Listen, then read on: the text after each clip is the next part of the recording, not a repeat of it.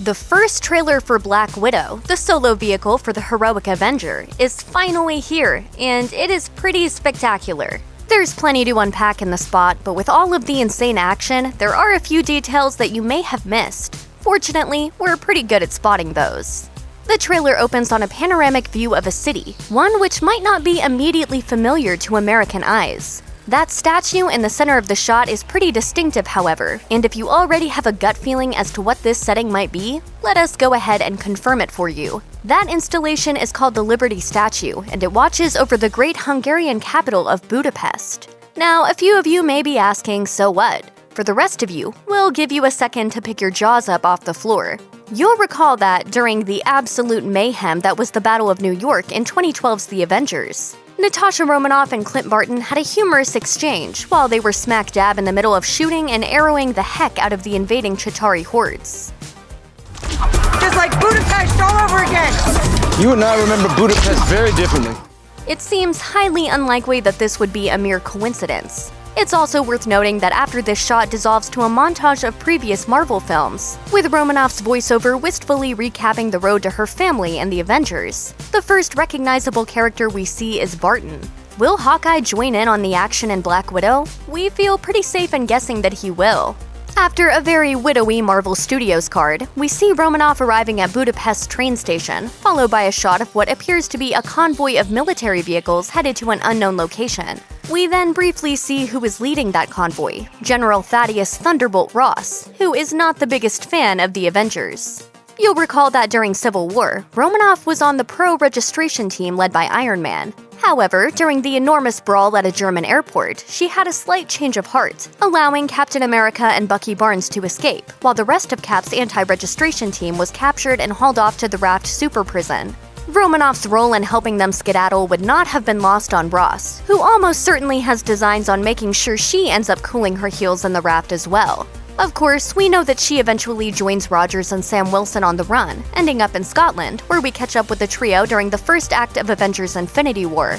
This likely means that Ross won't have any luck bringing the Black Widow in, but that doesn't mean he won't be a major thorn in her side. The spot finally gives us our first look at an iconic Marvel villain, Taskmaster, who in the comics is capable of perfectly replicating the fighting styles of anyone he might encounter.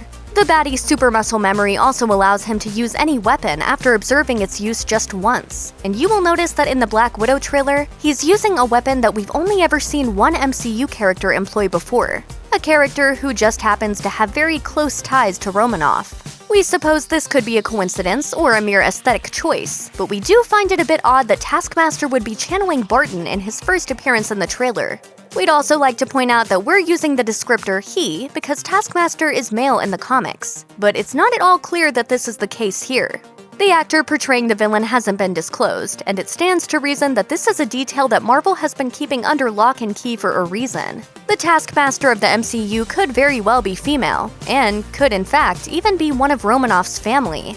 As we see in a brief scene around a dining room table, this family includes Yelena Belova, with whom Romanoff has a nice friendly fight near the opening of the spot, and with whom, at points in the comics, Nat shares the Black Widow moniker, Alexei Shostakov, aka the Red Guardian, Russia's answer to Captain America, and Melina Vostokov, whom we first see briefly wearing a very widowy outfit. We know that Belova and Vostokov are products of the same Red Room training that molded Romanoff into a deadly weapon, but in Vostokov's case in particular, we don't necessarily know what her motives will be. In the comics, Vostokov is known as the Iron Maiden, and she's driven by a deep-seated hatred of Black Widow, whose shadow she has never been able to escape. She's even tried to assassinate Romanoff, so if the character indeed remains an ally throughout this film, it will represent a complete 180 from her comics incarnation. We were heartened to see that David Harbour, who has earned household name status thanks to his role as Chief Jim Hopper in Stranger Things, didn't get crazy jacked for his role. Indeed, he's just as doughy, yet he still manages to squeeze into his old suit to join the ass-kicking party. Still fits. And kick ass he does. In a very brief shot, we see him going toe-to-toe with Taskmaster, an extremely dangerous opponent if ever there was one, and holding his own. Unfortunately, we only see a literal second of the fight, but if we're being honest, all we can hope for is that it isn't the last scene in which Red Guardian appears. Harbour is an extremely endearing actor. His few appearances in this trailer have us anxious to see more of Shostakov. and that old costume even looks pretty badass. But it's obvious that the Guardian hasn't seen action for quite some time. There have to be some high stakes involved in Black Widow, and what we're saying here is that we really hope that the Guardian survives this fight. Unlike, well,